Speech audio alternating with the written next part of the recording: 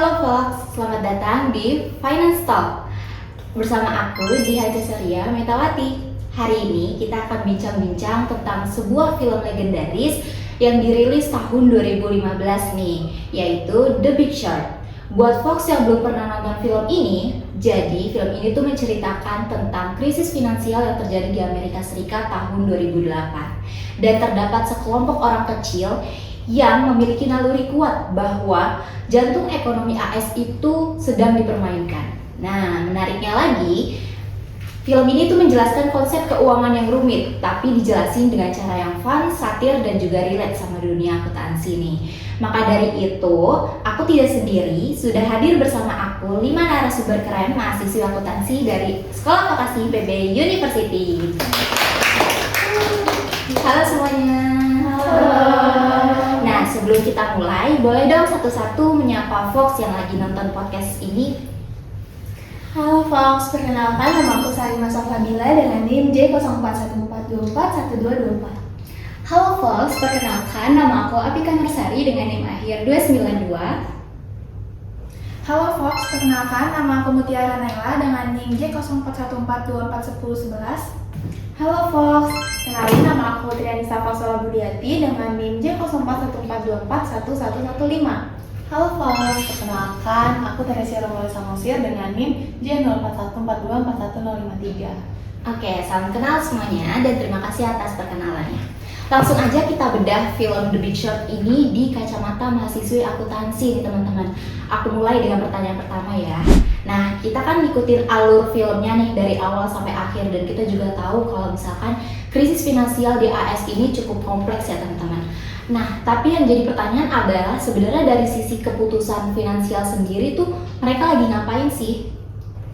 Oke, jadi kalau setelah nonton The Big Short itu ya, jadi kita tuh dikasih tahu gimana sih keputusan-keputusan di dunia keuangan itu tuh mempengaruhi satu negara bahkan satu dunia gitu. Jadi ada 3 keputusan penting yang sangat berpengaruh, yaitu gimana cara bank membiayai usahanya, cara orang berinvestasi, dan gimana aset dikelola. Jadi yang pertama tuh keputusan pembiayaan. Jadi di film itu kan ada bank-bank besar tuh kayak Lehman Brothers, Bear Stearns tuh menggunakan pinjaman dalam jumlah sangat besar untuk membiayai kredit rumah yang beresiko.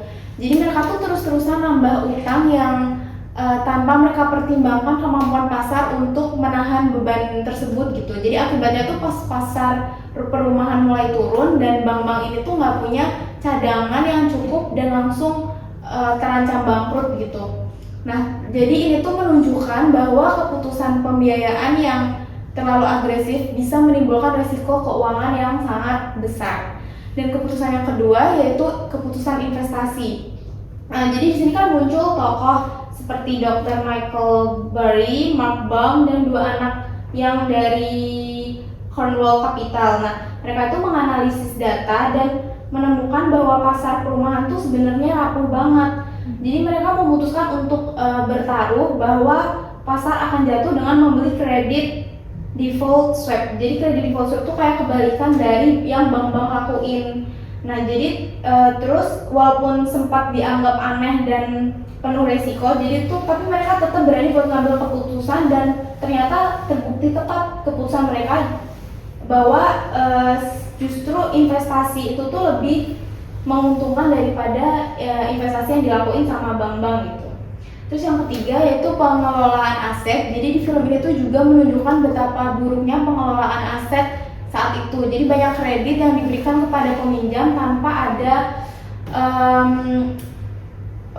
penelusuran lebih dalam tuh. Jadi bank tuh nggak ngelihat orang yang ngambil kredit ke bank tuh mampu bayar dalam jangka panjang atau tidak. Nah, jadi lembaga rating juga tuh memberikan nilai aman pada aset-aset yang seharusnya tuh beresiko.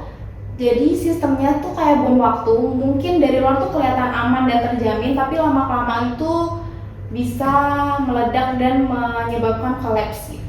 Nah, jadi dari gabungan dari pembiayaan yang berlebihan, investasi tanpa analisis yang kuat, dan pengelolaan aset yang buruk tuh akhirnya menciptakan risiko keuangan yang besar. Kayak kredit macet terjadi secara massal, terus harga rumah jatuh, bank kehilangan likuiditas, dan akhirnya terjadilah krisis finansial 2008. Jadi kesimpulannya tuh di film The Big Short ini tuh kita dikasih gambaran bahwa keputusan finansial yang tidak bertanggung jawab tuh dapat menimbulkan dampak luas bukan hanya kepada lembaga keuangan tetapi juga kepada kehidupan jutaan orang. Itu sih. Oke, bagus banget. Mungkin ada pendapat yang lain? Oke, aku setuju banget sama Safa tentang gambaran mengenai tiga aspek tadi, yaitu ada keputusan pembiayaan, keputusan investasi, dan juga pengelolaan aset. Menurut aku tadi Safa tuh udah menggambarkan tiga aspek itu dalam film The Big Short tuh benar-benar detail banget. Cuman tuh aku ingin nambahin satu aspek penting aja. Jadi tuh ketiga aspek tadi itu dia akan menciptakan risiko keuangan itu kan. Nah itu tuh saling terhubung gitu loh. Jadi risiko keuangan itu tuh muncul karena ketiga itu. Nah, aku tuh bisa nyimpulin bahwa film itu tidak hanya menunjukkan kegagalan dari satu lembaga, tapi juga memperlihatkan bagaimana keputusan-keputusan finansial itu bisa berdampak luas terhadap stabilitas ekonomi dan masyarakat secara keseluruhan. Aku setuju banget sih sama yang tadi udah disampaikan sama Safa. Oke, sekarang kita lanjut ngomongin soal tokohnya nih. Ada peran di sini dia tuh kelihatan banget kalau tujuan finansialnya itu cukup jelas gitu, namanya Dr. Michael Burry. Nah, kira-kira di perannya ini tuh kira-kira dia ngejar apa sih? Apakah cuma ngejar cuan cepet atau lebih dari sekedar itu? Oke, kalau menurut aku itu kan si Dr. Michael Burry itu tujuan keuangan utamanya hedge fund yang dikelola oleh Dr. Michael Burry. Dan itu tuh bukan kayak sekedar memperoleh untuk keuntungan jangka pendek, tapi itu dia itu menghasilkan investasi yang emang manfaatnya bisa memanfaatkan kesalahan penilaian resiko lainnya gitu. Jadi kayak misalkan tuh Burry secara kritis tuh kan dia menganalisis data ya.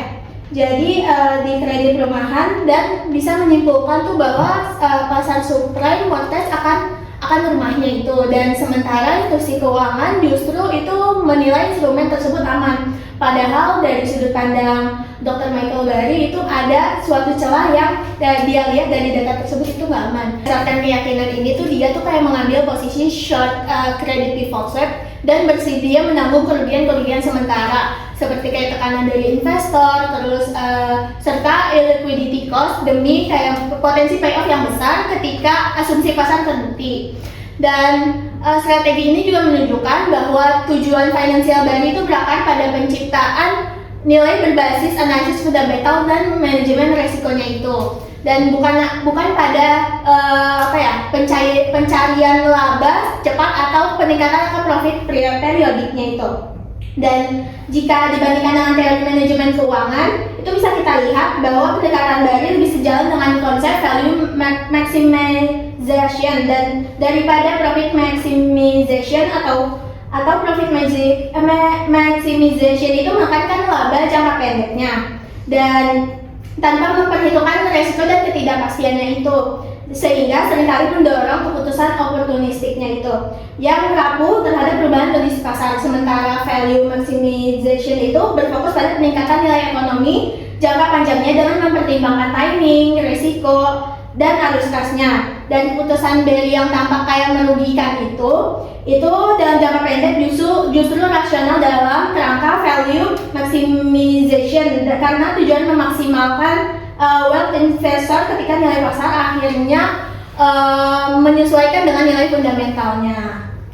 Oke, kalau dari menurutku ya, jawaban dari Salima itu benar-benar sudah menunjukkan perbedaan konsep yang sangat jelas. Nah, jadi pendekatan dari Michael Burry ini sendiri itu mencerminkan bahwa strategi keuangan yang efektif itu tidak selalu terlihat baik di jangka pendek, tetapi justru kuat ketika didasarkan pada analisis mendalam dan juga pemahaman risikonya. Nah, hal ini tentunya itu sejalan dengan prinsip value maximization, di mana fokusnya adalah penciptaan nilai jangka panjang, bukan sekadar mengejar laba cepat aja. Nah, jadi kasus Burry ini dalam film The Big Short menunjukkan bahwa keputusan yang tampak merugikan di awal itu dapat menjadi keputusan yang paling rasional ketika nilai fundamental akhirnya terefleksi di pasar. Oke, menarik banget nih tadi yang dikatakan sama Salima. Kalau misalkan adegan Michael Burry ini emang sangat miss karena dia datengin semua bank di Amerika Serikat, bahkan sampai peka terhadap naik turunnya nilai spion ya. Nah, coba kalau misalkan kita bayangin ya teman-teman, kalau kita jadi analis di timnya nih. Nah, data apa sih yang pertama kali kalian bakal sikat nih untuk nentuin kondisi pinjaman hipotek ini? Oke. Aku izin jawab ya. Jadi kalau menurut aku kan dalam proses analisis MBS atau mortgage backed security ini, Dr. Michael Burry itu kan melakukan pendekatan analisis yang sangat mendalam ya. Nah, kalau misal aku menjadi analisisnya Dr. Burry, aku akan menganalisis 3 laporan keuangan. Yang pertama itu pasti ada neraca, laporan laba rugi, dan juga cash flow. Nah, kenapa sih dari neraca dulu ya? Kenapa neraca menjadi dokumen yang akan aku analisis? Yang pertama, dari neraca itu kita bisa melihat komposisi portofolio dari pinjaman hipotek si pemberi pinjaman ini. Kita bisa lihat apakah ada pinjaman yang bermasalah, terus juga kecukupan cadangan kerugian kredit juga. Terus juga di situ kita bisa melihat informasi-informasi penting untuk mengidentifikasi apakah lembaga pemberi pinjaman ini itu menanggung resiko kredit yang berlebihan akibat ekspansi agresif pada pinjaman subprime. Terus dari neraca juga kita bisa melihat struktur permodalan dari pemberi pinjaman ini. Apakah dia memiliki leverage yang tinggi atau bagaimana rasio, misalnya rasio antara utang dan asetnya gitu. Terus yang kedua, kita juga bisa sebagai analis aku pasti akan menganalisis laporan laba rugi. Kenapa aku menganalisis laporan laba rugi? Karena di laporan laba rugi itu kan kita bisa melihat pola pendapatan dan juga beban yang ada di perusahaan pemberi pinjaman. Terus kita juga bisa melihat pertumbuhan pendapatan, dan kita juga bisa mengindikasi apakah si pemberi pinjaman ini tuh mempunyai beban kerugian pinjaman yang tinggi ataupun yang rendah gitu. Kita juga bisa lihat apakah dia melakukan ekspansi kredit tanpa seleksi yang memadai atau tidak. Nah, dalam konteks krisis subprime, banyak institusi keuangan yang lebih mengandalkan pendapatan berbasis fee daripada sekuritasi pinjaman daripada portofolio itu sendiri. Jadi itu banyak perusahaan yang memberi pinjaman tanpa melihat profil dari si yang diberi pinjaman itu, apakah dia sudah memadai atau tidak. Nah, dari laporan laba rugi itu kan kita bisa lihat komposisi pendapatannya. Kalau misalnya pendapatannya banyak, kita bisa lihat pendapatannya itu dapat dari mana aja. Misalnya kan dari pinjaman dari investasi-investasi yang sebenarnya itu kalau misalnya kita lihat lagi itu berisiko atau sebenarnya itu tidak bagus lah investasinya. Terus yang ketiga itu adalah laporan arus kas. Di sini kita bisa melihat bagaimana gambaran mengenai keberlanjutan operasional dari perusahaan itu. Kita bisa lihat nih arus kas operasional itu negatif atau positif. Terus kita juga bisa lihat arus kas dari aktivitas operasional, aktivitas pendanaan, dan aktivitas investasi. Kita juga bisa periksa apakah lembaga keuangan mengandalkan penjualan pinjaman berkualitas rendah untuk mempertahankan likuiditas jangka pendek. Selain laporan keuangan, kalau misalnya aku jadi analis Dr. Burry, aku juga akan menganalisis data-data non keuangan lain, misalnya kayak tingkat keterlambatan pembayaran, terus juga tingkat gagal bayar, struktur jenis pinjaman, terus rasio-rasio resiko pinjaman seperti FICO score, loan to value, dan debt to income atau DTI. Intinya, kombinasi antara analisis laporan keuangan, pemberi pinjaman, dan evaluasi mendalam terhadap karakteristik pinjaman di dalam MBS ini itu merupakan pendekatan yang paling tepat untuk menilai apakah instrumen tersebut memiliki risiko kegagalan yang tinggi atau tidak. Nah, pendekatan komprehensif inilah yang memungkinkan Dr. Burry mengidentifikasi tanda-tanda kehancuran pasar lebih awal dibandingkan pelaku pasar lainnya.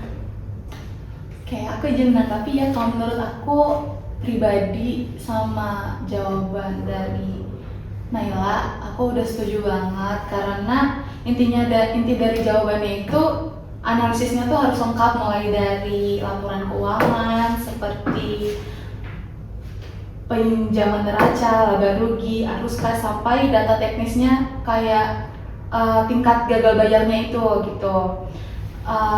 Dari jawaban Naila juga pendekatannya itu udah sama persis kayak Dr. Burry bekerja di film The Big Short itu. itu yang beliau itu tidak percaya oleh renting. Kan di setiap bank di filmnya itu kan selalu kedatangan untuk yang menilai bank itu baik nggak sih dalam bekerjanya. Nah, sebenarnya di dalam belakang itu udah terjadi obligasinya itu tuh nggak bagus, nggak baik, udah banyak peminjam-peminjam yang nggak mampu bayar. Tapi grafiknya tuh tetap naik karena apa? Ya ratingnya itu dikasih bagus terus dari si ini kan penilaiannya itu. Tapi Dokter Bari itu nggak percaya. Dokter Bari langsung turun ke lapangan melihat individu orang-orang peminjamnya ini mampu nggak sih bayar, benar nggak sih obligasinya ini tuh bodong gitu. Jadi aku setuju banget sama jawaban kamu. Oke, bagus banget tadi jawaban dari Naila dan juga Teresia. Membahas tentang risiko gagal bayar nih. Kalau yang aku tahu, kalau risiko gagal bayar itu pasti ada dong angka-angka patokannya, ya kan? Dan tadi juga sempat disebut ada rasio. Nah, kira-kira rasio apa saja sih yang paling mengindikasi adanya potensi masalah gitu sebelum meledak? Oke, sebelumnya aku izin menjawab ya Jihan. Nah, jadi kalau misalkan kita lihat nih dari sisi keuangannya, penilaian risiko gagal bayar pada subprime mortgage itu sangat bergantung pada kemampuan lembaga keuangan membaca sinyal finansial dari rasio yang menggambarkan kondisi debitur dan juga kualitas kreditur secara keseluruhan. Nah, salah satu rasio paling penting itu adalah ada yang namanya debt to income ratio atau rasio DTI. Nah, rasio DTI itu adalah rasio yang membandingkan antara total kewajiban utang dengan pendapatan bulanan debitur. Nah, jika rasio ini tuh terlalu tinggi, ruang finansial debitur itu kan akan menjadi sempit. Nah, sehingga sedikit tekanan ekonomi aja itu dapat membuat mereka itu kesulitan dalam membayar cicilannya. Nah, pada periode sebelum krisis tahun 2008, banyak kredit tetap diberikan meskipun rasio ini tuh udah nggak layak. Nah, hal ini tuh terlihat dalam film The Big Short ini. Nah, ketika seorang analis itu ada menemukan debitur dengan pendapatan tidak stabil, tetapi tetap memperoleh beberapa hipotek sekaligus. Ini menunjukkan bahwa DTI itu sebenarnya sudah memberi sinyal risiko yang gagal bayar. Nah, selain rasio DTI, ada juga yang namanya loan to value ratio atau LTV, yaitu perbandingan antara jumlah pinjaman dengan nilai properti. Nah, jika rasio ini tuh terlalu tinggi, debitur itu kan hampir tidak memiliki penyangga ketika harga properti itu turun.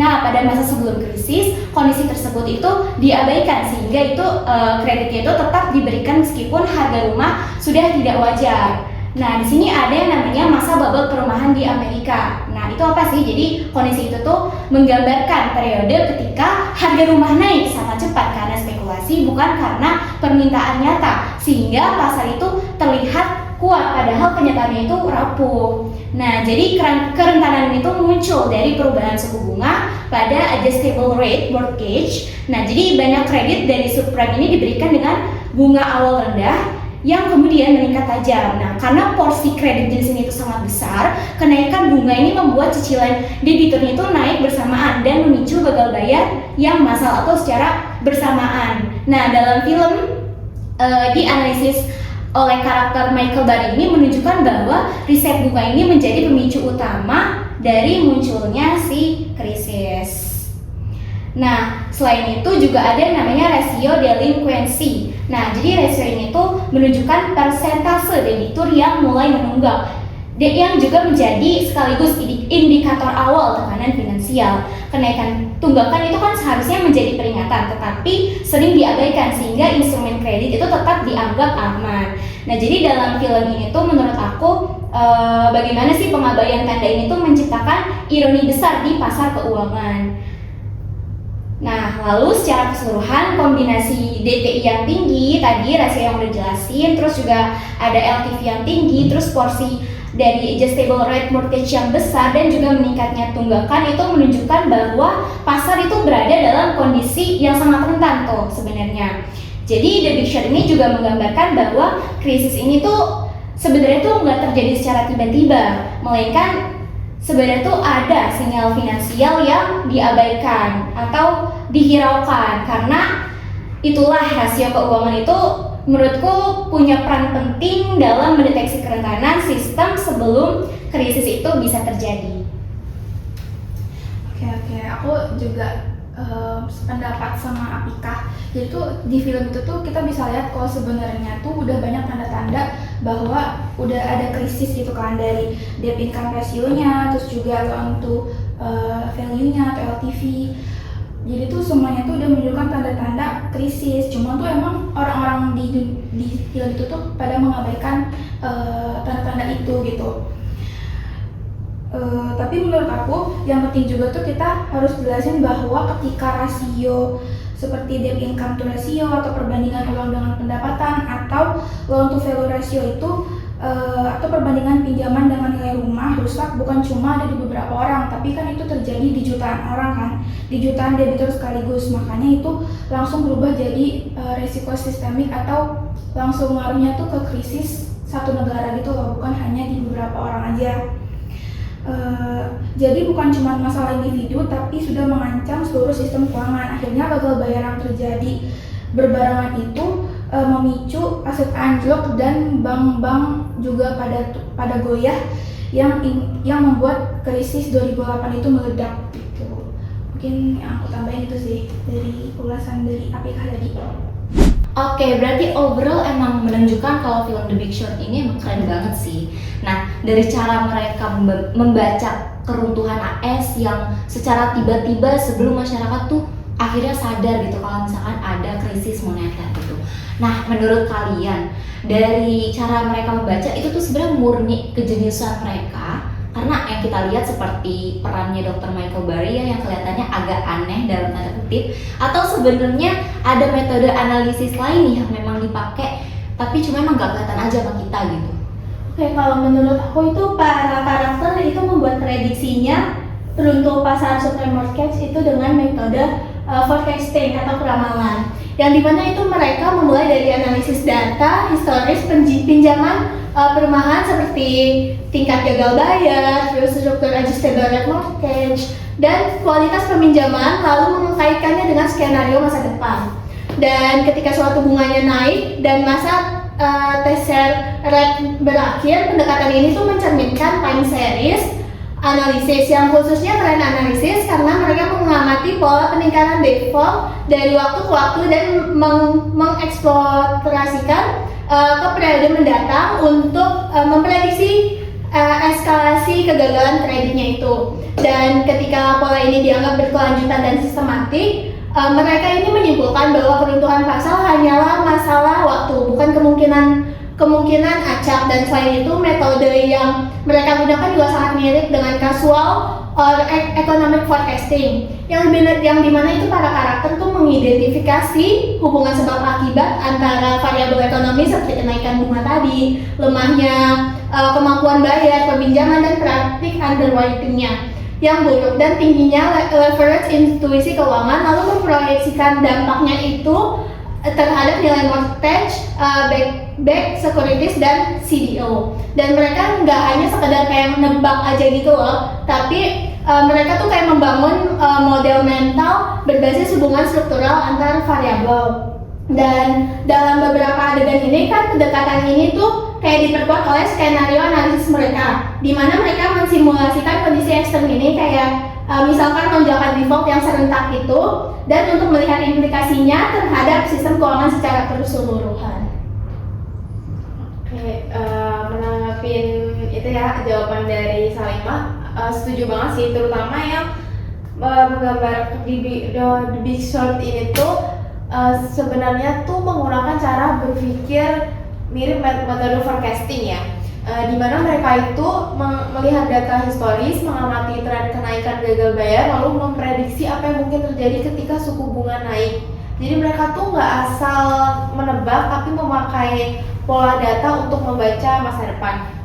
Dan juga dari jawaban Salimah tadi juga aku mau nge-highlight sesuatu yang menarik, yaitu mereka juga melakukan semacam skenario analisis. Jadi mereka tuh memikirkan kondisi ekstrim kan yang mungkin terjadi kalau default naik serempak.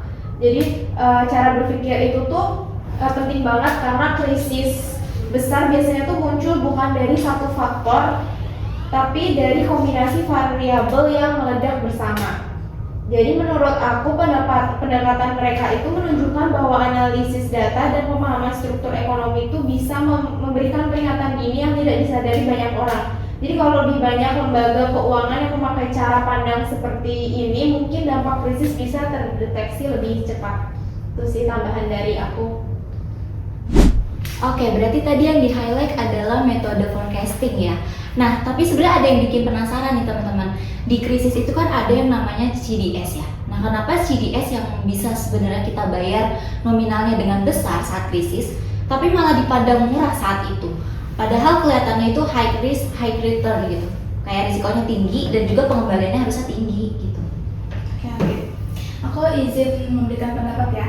Jadi ketika Dr. Michael Burry itu membeli kredit default swap atau CDS, dia kan diwajibkan untuk membayar premi secara periodik kan kepada bank sebagai biaya perlindungan jika terjadi gagal bayar portofolio MBS. Nah, dalam konteks time value of money atau TVM, premi CDS pada saat itu tuh dianggap murah. Kenapa? Karena nilai sekarang dari seluruh pembayaran premi itu jauh lebih rendah dibandingkan nilai ekspektasi kerugian di masa depan yang ditanggung oleh instrumen tersebut.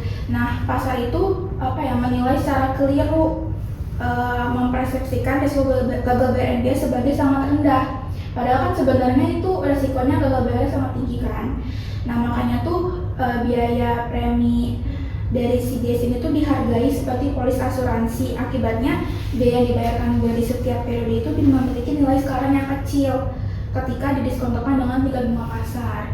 Nah, sebaliknya payout CDS yaitu pembayaran penuh nominal MBS jika terjadi default memiliki nilai masa depan atau future value yang sangat besar. Ketika resiko sebenarnya jauh lebih tinggi daripada yang diasumsikan, pembuat harga perbedaan antara present value premi yang kecil dan present value payout potensial yang besar menciptakan keuntungan yang luar biasa bagi pembeli seperti si Michael Burry ini.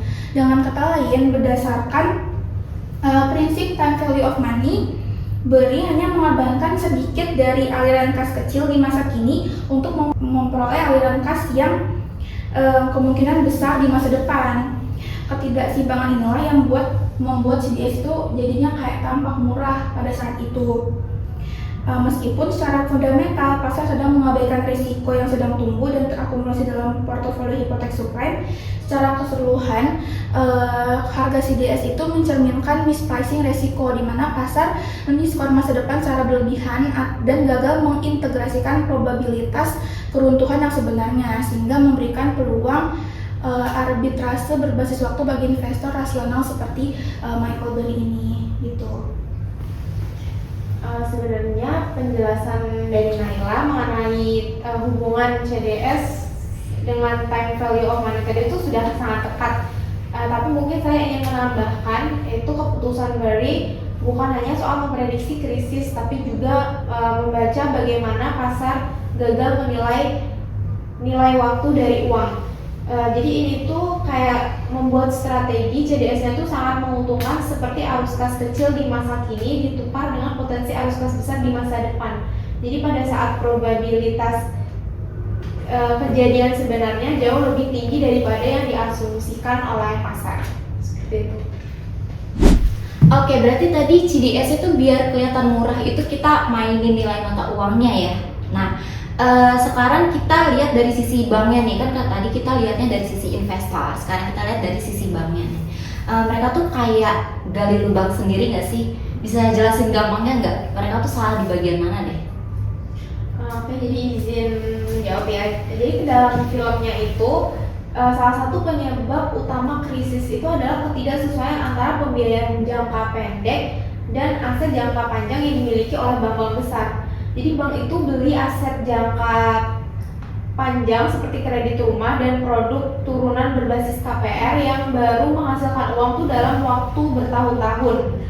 Tapi untuk membiayai semua itu tuh mereka menggunakan pinjaman jangka pendek yang harus terus diperpanjang setiap hari atau bahkan setiap minggu. Nah, selama pasar masih percaya sistem ini tuh tampak aman, tapi ketika mulai terlihat bahwa banyak kredit rumah yang akan gagal bayar itu menyebabkan kepercayaan investor tuh langsung hilang. Jadi investor dan lembaga keuangan itu berhenti meminjamkan dana jangka pendek kepada bank. Jadi di titik tersebut bank menghadapi masalah besar di mana mereka tuh nggak bisa menunggu aset jangka panjang menghasilkan uang, dan mereka juga nggak bisa menjualnya dengan cepat karena pasar sudah panik. Jadi akibatnya tuh bank kehabisan likuiditas dan runtuh dalam waktu singkat seperti yang terjadi pada Bear Stearns dan Lehman Brothers. Jadi kesimpulannya tuh ketidaksesuaian struktur pembiayaan ini membuat bank sangat rapuh. Begitu aliran dana jangka pendek terhenti, sistem langsung kolaps, dan hal inilah yang memperburuk krisis yang digambarkan dalam film The Big Short tersebut. Oke, setelah mendengar dari jawabannya Safa itu sendiri, menurut aku sih jawaban Safa itu udah tepat banget karena dia tuh menunjukkan inti masalahnya yang secara sederhana. Nah, jadi ketika bank itu mendanai aset jangka panjang dengan pinjaman jangka pendek, mereka itu jadi sangat bergantung nih pada kepercayaan pasar. Nah, begitu pendanaan jangka pendek itu berhenti, yang seperti digambarkan di The Big Short ini, bank itu kan langsung kehilangan likuiditas dan tidak bisa menyelamatkan diri karena asetnya itu tidak bisa dijual dengan cepat. Nah, dari sini itu kan terlihat bahwa kesalahan dalam mengatur likuiditas itu kan memang ikut mempercepat jatuhnya sistem keuangan. Oke, berarti dari penjelasan Safa dan Apika yang bisa kita ambil pelajarannya adalah bank itu jangan terlalu bergantung pada kepercayaan pasar ya, karena kan pasar fluktuatif ya jatuhnya. Nah, kalau misalkan kita rewind lagi nih kejadian di film itu, sebenarnya ada nggak sih sinyal-sinyal yang terlewat dan harusnya menjadi alarm bahaya dari awal banget? Oke, sebelumnya aku izin menjawab ya Jihan. Jadi kalau dalam perspektif aku nih, jadi krisis likuiditas parah itu kan melanda bank-bank besar menjelang tahun 2008. Nah, jadi kejadian itu tuh bukan sekedar insiden yang mendadak, tetapi merupakan hasil logis dari kegagalan sistematis dalam mengelola modal kerja perbankan. Nah, jadi likuiditas itu kan suatu kemampuan bank untuk memenuhi kewajiban jangka pendek tanpa adanya suatu kesulitan.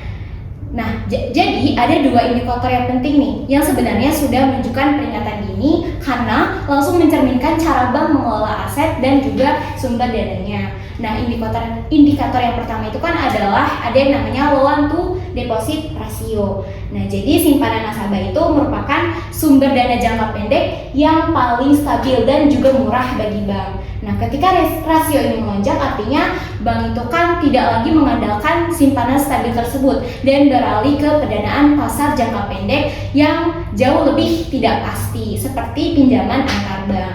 Nah, jadi pergeseran ini tuh menunjukkan bahwa bank itu mengorbankan stabilitas likuiditas demi mengejar keuntungan yang lebih tinggi. Oke, selain itu, jadi indikator yang kedua itu kan dapat terlihat nih dari struktur aset likuidnya. Jadi banyak bank itu kan mengurangi porsi aset yang mudah dicairkan dan menggantinya dengan aset berimbal hasil tinggi, tetapi sangat sulit untuk dijual cepat. Nah, terutama sekuritas berbasis hipotek beresiko.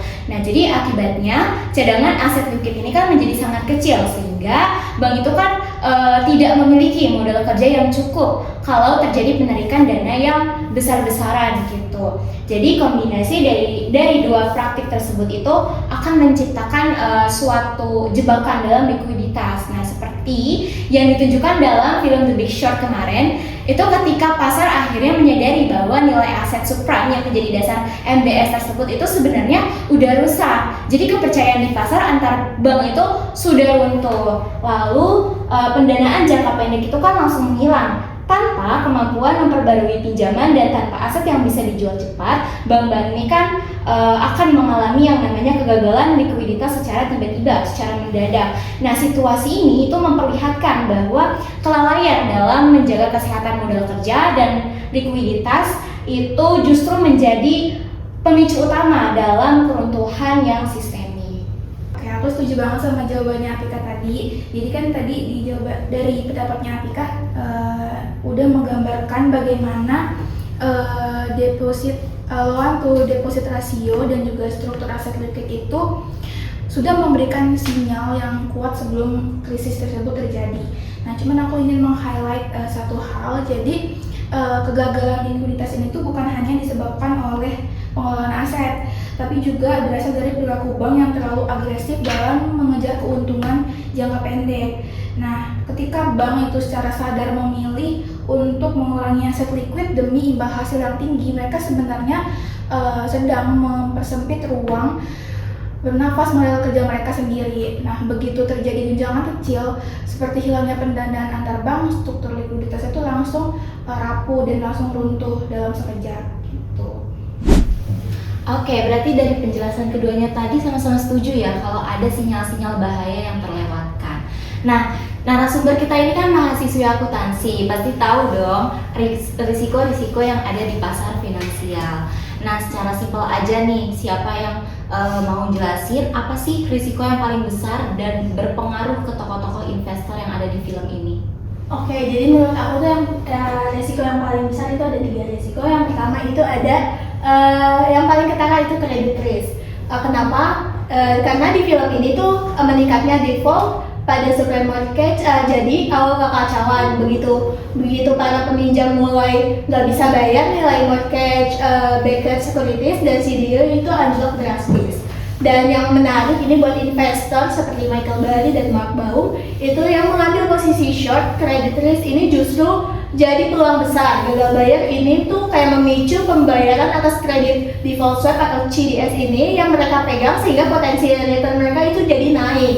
Dan tapi beda cerita buat Charlie Geller dan Jamek Sipley. Dan modal mereka ini kan kecil ya, jadi leverage-nya tinggi. Jadi credit risk ini tuh kayak judi beresiko yang besar gitu bagi mereka.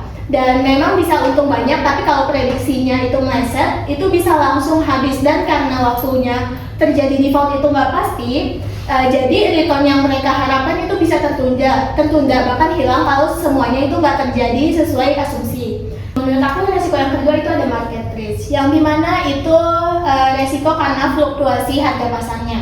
Nah, di The Big Short ini, meskipun fundamental subprime mortgage-nya sudah hancur-hancuran, harga MBS dan CDO juga udah nggak langsung jatuh gitu. Ini membuat investor seperti Michael Burry mengalami mark to market atau kerugian di atas kertas karena nilai portofolionya itu terlihat turun, dan tekanan dari investor ke Burry ini juga makin besar kan ya. Dan padahal secara analisis tuh dia tahu persis profesinya yang benar. Dan Mark Baum juga mengalami stres ketika pasar menolak mengakui kondisi sebenarnya, dan volatilitas jangka pendek ini bisa banget bikin investor keluar lebih awal buat investor yang modalnya tidak besar atau tidak sabar, dan market risk ini bisa menghapus peluang return jangka panjangnya.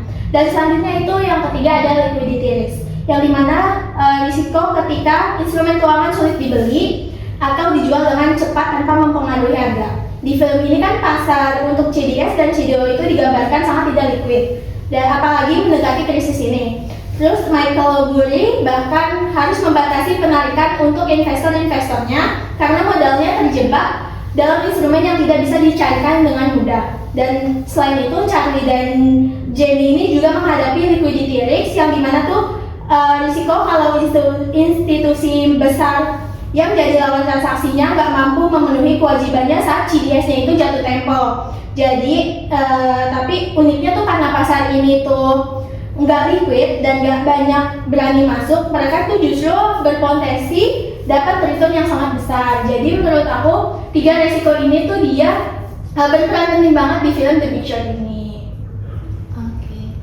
Oke banget sih, ya penjelasan dari Salimah udah detail dan lengkap. Sebenarnya aku cuma mau nambahin aja. Jadi ada hal yang membuat analisis risiko di The Big Short ini tuh menarik. Jadi bagaimana para tokohnya tuh justru melihat peluang di tengah kekacauan. Jadi mereka tuh mampu membedakan antara risiko yang sebenarnya berbahaya dan risiko yang hanya terlihat berbahaya karena pasar belum paham apa yang terjadi.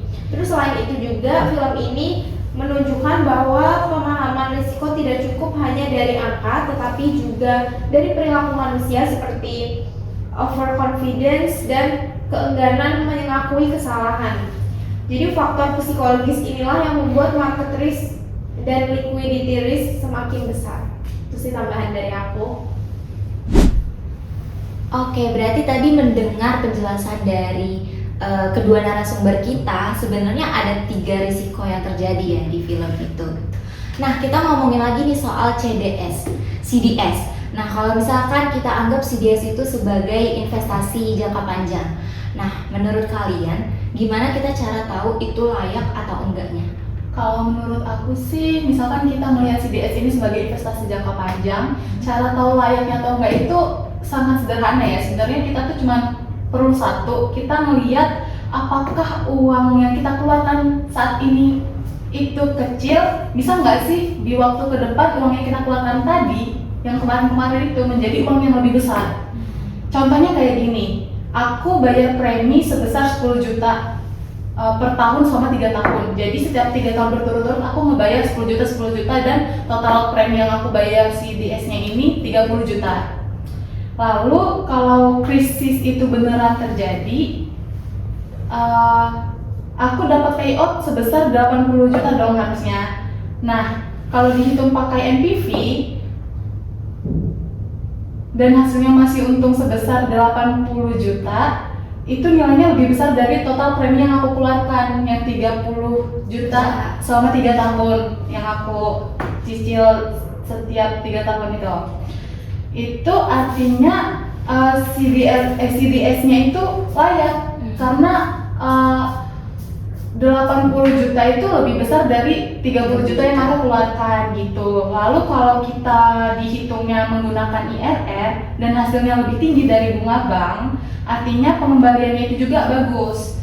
Jadi logikanya tuh simpel, kalau aku bayar lebih sedikit di awal dan potensi terimanya jauh lebih besar, maka CDS-nya itu termasuk kategori yang baik dan oke. Oke, aku setuju banget sama pendapat dari Teresia. Karena tuh dia kan menjelaskan tadi kenapa CDS terlihat visible secara finansial kalau dinilai pakai NPV sama IRR tadi kan. Dengan asumsi sederhana soal premi dan payout-nya. Logikanya itu jadi dipahami. Dan tapi yang perlu aku mau tambahin, kalau misalkan hitungan NPV dan IRR itu juga sangat bergantung pada asumsi bahwa krisisnya terjadi itu kan sesuai prediksi ya. Dan di dunia nyata yang paling berat justru soal timingnya, karena tuh kalau kejatuhan pasar datang lebih lama, investor tuh harus terus membayar preminya, dan NPV yang tadinya positif bisa cepat turun atau bahkan menjadi negatif. Lalu kalau soal IRR, meskipun angkanya bisa terlihat sangat tinggi, itu muncul karena satu payout besar itu di akhir dan bukan karena aliran keuntungan yang stabil. Jadi IRR ini di sini tuh belum tentu mencerminkan seberapa besar resiko yang sebenarnya ditanggung oleh investor. Tapi NPV dan IRR juga memang membantu sangat menjelaskan CDS tadi. Itu menguntungkan di atas kertas. Dan di film The Big Short ini keputusan untuk beli CDS itu lebih besar dari sekadar soal angka dan lebih ke keyakinan kuat pada analisis dan keberanian untuk menanggung resiko saat pasar runtuh. Sebenarnya kalau kita ngomongin tentang CDS ini sangat menarik ya dari tadi. Nah, terus kita juga tahu kalau misalkan krisis AS itu kan tadi kita melihat tuh sangat meledak banget ya di film. Nah, kalau kita perhatiin lebih jeli lagi nih teman-teman, saham bank kan anjlok banget ya. Nah, itu tuh karena emang kondisi fundamentalnya itu jelek, atau orang-orang kayak investor terus juga bank itu tuh emang karena panik rame-rame aja gitu. Untuk menanggapi hal itu kan kita tahu ya, waktu krisis 2008 memuncak tuh harga saham Lehman Brothers tuh turun hampir ke titik nol. Jadi penyebab penurunan itu tuh disebabkan oleh dua hal tersebut. Jadi emang disebabkan oleh faktor fundamental dan sentimen pasar. Jadi dari sisi fundamental tuh masalahnya sudah terlihat jelas bahwa Lehman itu memegang banyak aset beracun seperti MBS dan CDO yang nilainya jatuh drastis saat kredit rumah mulai macet. Jadi aset mereka itu turun, modal ikut terkikis, dan dengan leverage yang sangat tinggi, sedikit penurunan dari nilai aset saja langsung menghancurkan ekuitas perusahaan. Dan juga ditambah mereka itu bergantung pada pendanaan jangka pendek. Jadi begitu pasar udah nggak mau lagi buat minjemin dana, Lehman ini kehilangan likuiditas dan terlihat semakin dekat dengan kebangkrutan. Jadi secara valuasi arus kas masa depannya tuh dianggap hampir tidak ada, sehingga nilai saham wajarnya tuh jatuh. Nah, kalau dari sisi sentimen, sebenarnya pasar saat itu tuh penuh kepanikan karena investor tuh melihat bahwa siapapun yang punya aset berbasis KPR pasti bermasalah. Jadi rumor buruk tentang Lehman ini membuat banyak pihak itu langsung menjual sahamnya sebelum terlambat. Nah, ketika pemerintah memberi sinyal bahwa Lehman tidak akan diselamatkan, jadi terus sentimen masyarakat itu tuh langsung berubah total. Semua orang tuh menganggap perusahaan ini pasti bangkrut dan terjadi panic selling yang menekan harga saham lebih cepat daripada perubahan fundamentalnya. Jadi gabungan antara fundamental yang memang memburuk dan sentimen pasar yang panik membuat saham Lehman Brothers ini tuh jatuh tajam hingga akhirnya perusahaan itu tuh benar-benar bangkrut gitu. Kayak aku setuju banget sama pendapatnya Safa. Dilihat dari teori valuasi saham itu, jatuhnya harga saham Lehman itu sebenarnya emang kombinasi yang sempurna antara fundamental yang rusak dan sentimen pasar yang runtuh itu.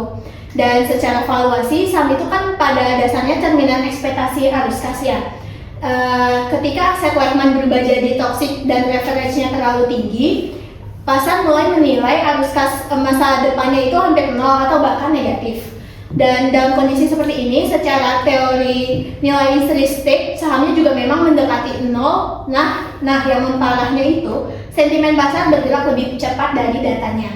Dan begitu muncul keyakinan bahwa Lehman ini nggak bisa diselamatkan oleh pemerintah, resiko kebangkrutan langsung dimasukkan ke harga saham. Bukan lagi soal valuasi normal, tapi survival. Jadi penurunan harga sahamnya bukan cuma refleksi kinerja, tapi refleksi dari hilangnya kepercayaan. Jadi di puncak krisis pasar, nggak lagi tanya berapa nilai wajar Lehman, tapi apakah perusahaan ini masih bisa hidup untuk besok harinya. Dan saat pertanyaan itu muncul, biasanya itu harga saham bisa runtuh lebih cepat dari perubahan fundamentalnya itu sendiri.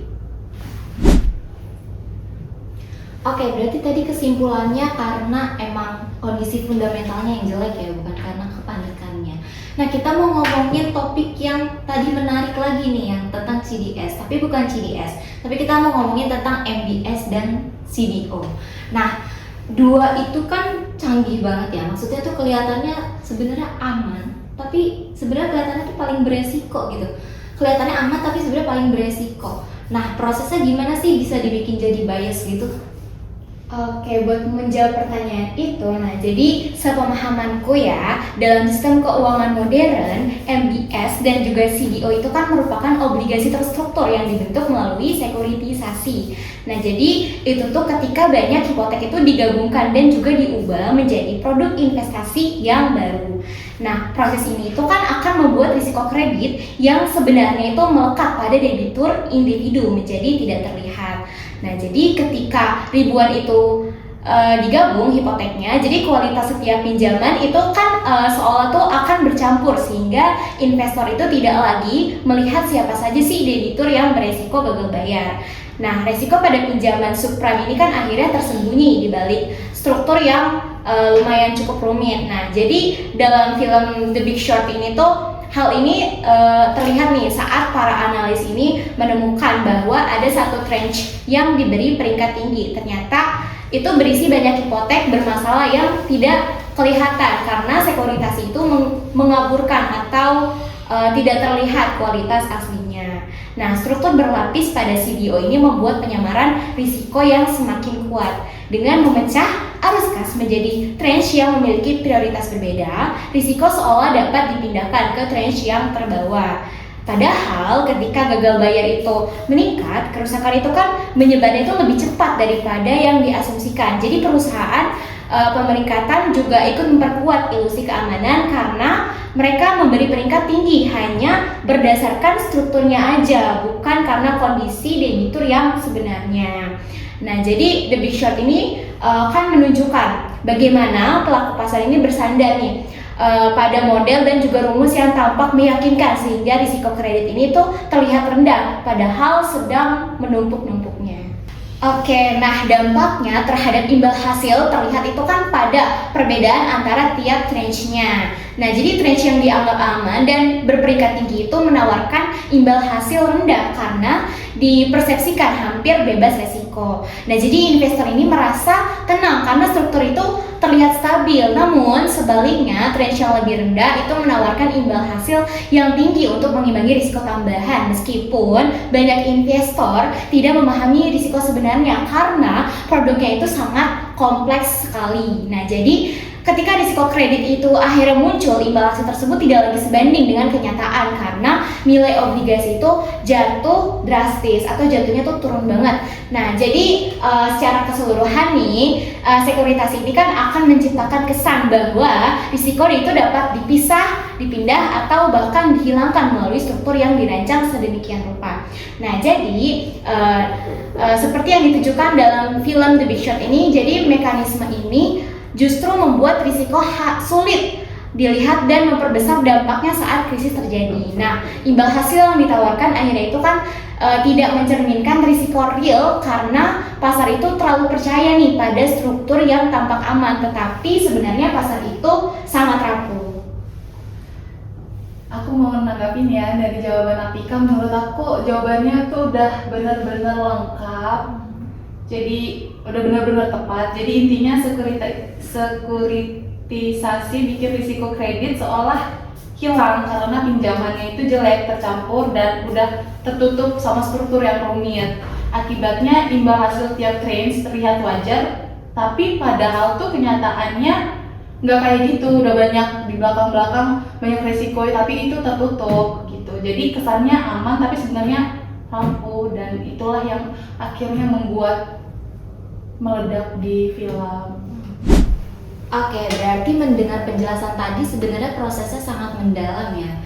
Nah, aku mau tanya nih, mahasiswa akuntansi ini tuh sebenarnya sehari-harinya pakai teknologi AI nggak sih? Pakai kan ya.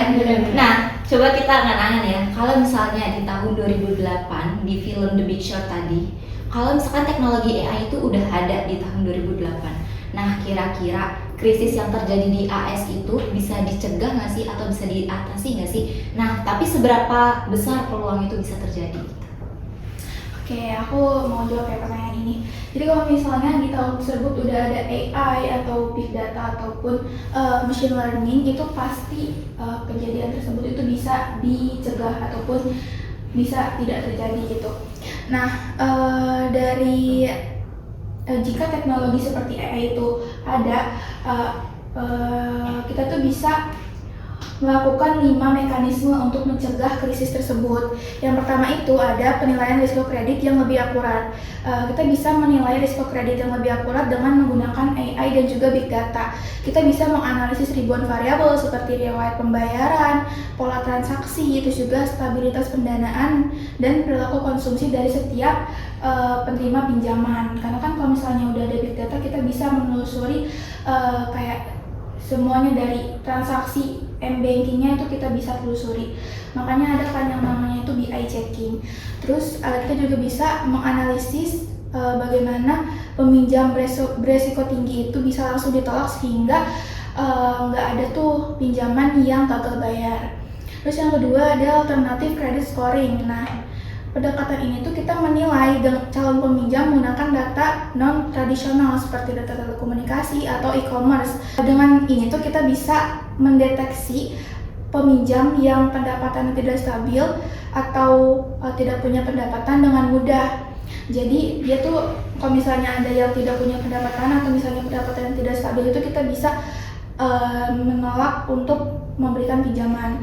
Lalu yang ketiga itu ada deteksi gelombang harga rumah yang lebih awal. Big data itu bisa menunjukkan ketidakseimbangan antara harga rumah dan pendapatan masyarakat serta wilayah dengan spekulasi tinggi. Dengan sinyal ini, regulator itu bisa memperketat aturan sebelum gelombang itu membesar. Lalu yang keempat, kita juga bisa menggunakan AI fraud detection. Jadi dengan AI fraud detection itu tuh kita bisa mendeteksi dokumen pendapatan palsu atau penilaian rumah yang tidak masuk akal atau pola pengajuan kredit yang mencurigakan. Proses itu bisa mencegah pinjaman yang berpotensi bermasalah itu masuk ke dalam sistem.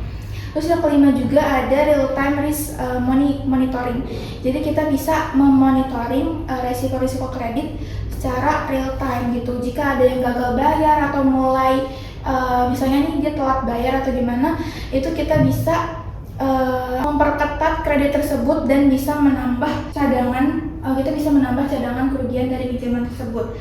Nah, jadi intinya secara keseluruhan itu teknologi modern ini bisa memungkinkan penyaringan pinjaman yang lebih baik, terus deteksi gagal bayar yang lebih cepat, dan juga bisa meminimalisir penerima pinjaman yang beresiko gagal bayar sebelum dampaknya meluas seperti pada tahun 2008 di film The Big Short. Kayak aku setuju banget sih sama penjelasan dari Naila tadi. Dan menurutku itu poin terpentingnya adalah kalau vintage modern itu sebenarnya bukan untuk menghilangkan resiko, tapi untuk melihat resiko itu lebih awal. Dan di film The Big Short ini masalah besar waktu itu tuh bukan karena datanya tidak ada, tapi karena datanya tersebar, diabaikan dan sengaja untuk ditutup. Dan AI dan big data ini tuh sudah ada sistem akan secara otomatis menunjukkan pola-pola yang aneh. Misalnya kayak peminjaman tanpa pendapatan stabil tapi tetap lolos kredit, kan itu aneh ya. Dan atau harga rumah itu naik lebih cepat dari pendapatan masyarakatnya. Artinya krisis ini mungkin bakal tetap terjadi, tetapi skalanya kemungkinan jauh lebih kecil. Vintage ini juga tidak menghentikan keserakahan, tapi bisa mempersempit ruang untuk orang-orang mengemas resiko buruk, jadi produk keuangan yang kelihatannya menjadi aman. Dan jadi dalam konteks film ini, teknologi modern itu memiliki peran sebagai alarm dini dan bukan untuk penyelamat mutlak, tapi tetap untuk memperlambat kayak bubble dan memberi waktu bagi pasar dan regulator untuk sadar sebelum semuanya terlambat seperti di film.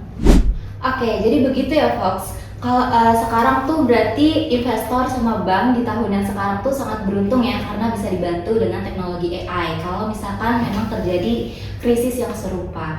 Nah, sekarang kita masuk ke pertanyaan terakhir nih Fox. Dari semua huru hara yang terjadi di film ini, kira-kira ada nggak nih nilai moral atau etika yang paling penting dan relevan sama dunia sekarang itu apa? Oke, akhirnya kita masuk ke pembahasan nilai moral dan etika ya. Betul. Dari film The Big Short ini sebenarnya banyak banget pembelajaran yang bisa kita ambil. Terus mengajarkan bahwa ketika orang-orang di dunia keuangan hanya mengejar keuntungan tanpa memikirkan dampaknya ke khalayak ramai. Banyak orang yang bisa menjadi korban. Bank dan lembaga pemerintah tahu ada hal yang salah, tetapi mereka tuh diam dan nggak mau tahu gitu loh. Yang penting bank itu tuh dapat untung dari para investor, padahal obligasi yang dia berikan itu juga nggak bagus, nggak baik, kosong gitu. Dari film ini juga memperlihatkan bahwa sebuah keputusan tidak boleh hanya dilihat dari isi untung atau ruginya aja, tapi juga dari dampaknya bagi masyarakat luas. Untuk etika atau pesan moralnya mungkin kita itu harus berani dan jujur ya. Dari tokoh Dr. Michael Burry, yang dimana beliau itu adalah satu-satunya yang berani lihat fakta bahwa pasar perumahan bakal runtuh. Padahal semua orang bilang dia itu kayak gimana sih, aneh gitu, kamu aneh, kenapa kayak yang lainnya tuh gak ada yang percaya sama dia, kenapa dia memilih jalan sendiri gitu. Jadi ada satu titipan nih, banyak yang salah jalan tapi merasa tenang karena banyak teman yang sama-sama salah, dan beranilah menjadi benar meskipun sendirian. Itu kayak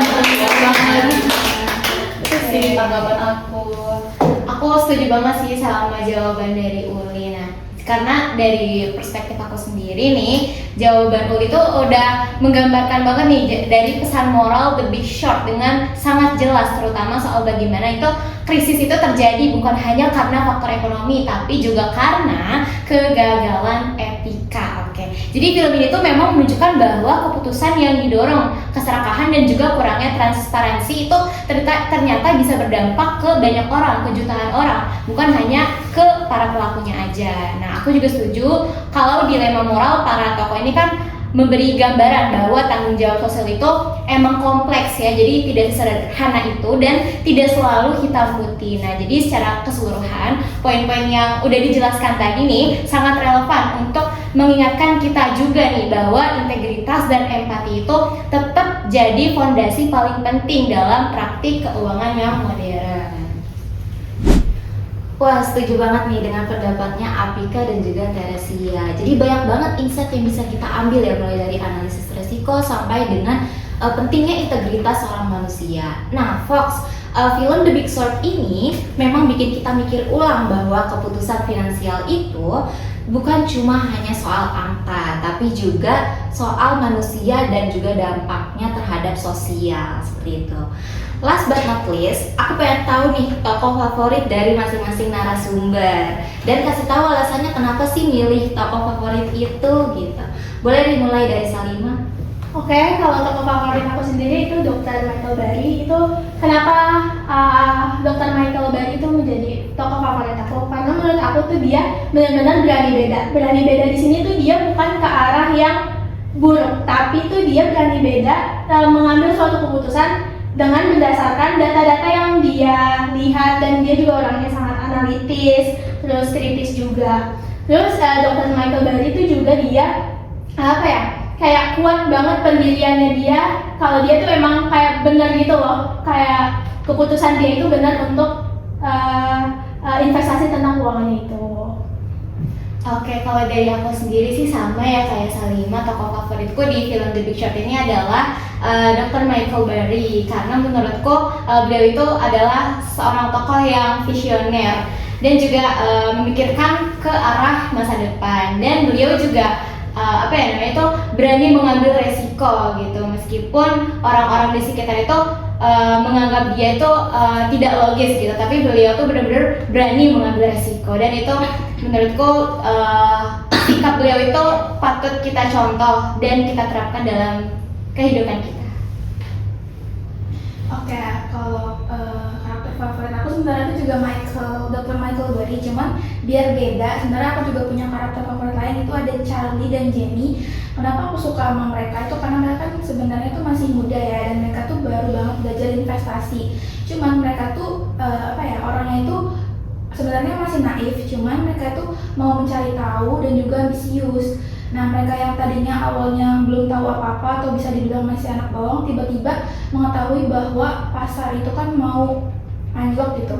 Dan itu menurut aku keren banget sih, Charlie dan Jenny itu. Jadi aku suka banget sama karakter mereka berdua.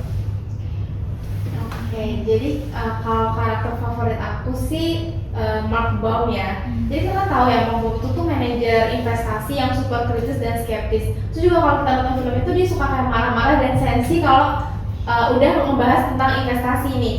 Nah, tapi tuh ada satu hal yang bikin aku respect dan suka banget sama Mark Baum itu adalah beliau tuh punya kepekaan tinggi terhadap ketidakadilan di sistem keuangan. Karena dia seorang manajer investasi itu kan dia pasti tahu ya mana investasi yang baik dan mana investasi yang kayak bodong gitu loh. Nah, jadi dia tuh menganalisis tuh nggak semata-mata buat cari keuntungan buat dirinya sendiri, tapi dia juga peduli kepada orang-orang atau masyarakat yang akan kena imbas dari hal tersebut gitu. Jadi Baum itu tuh walaupun di ending dia mungkin menang secara finansial, tapi beliau tuh juga merasa kecewa secara moral karena akibat dari krisis moneter itu ya jadi semua masyarakat tuh dirugikan gitu. Iya, betul. Kalau aku sama seperti Apika dan juga Salma, favorit aku itu Dr. Michael Burry. Kenapa ya, udah disebutin juga sama mereka juga kan, beliau orang yang teliti, berani, terus jujur juga gitu. Oke, berarti beda-beda ya tokoh favoritnya. Nah, kalau dari aku sendiri mungkin aku setuju sama Salva. Kalau aku tokoh favoritnya Mark Baum, karena memang ketidakadilan itu kan susah ya untuk ditegakkan, apalagi di zaman sekarang. Jadi melihat karakter Mark Baum ini sepertinya sangat dibutuhkan di zaman sekarang, seperti itu. Oke, terima kasih teman-teman mahasiswi atas obrolan seru kita pada hari ini, karena bukan cuma hiburan tapi memberikan insight dari perspektif baru tentang dunia keuangan kepada Fox kalian. Oke, segitu dulu Fox, sampai jumpa di next podcast. Aku Jihan pamit undur diri. Terima kasih juga kepada mahasiswi akuntansi. Terima kasih kalian. Iya. Dan buat yang nonton, see you, bye bye.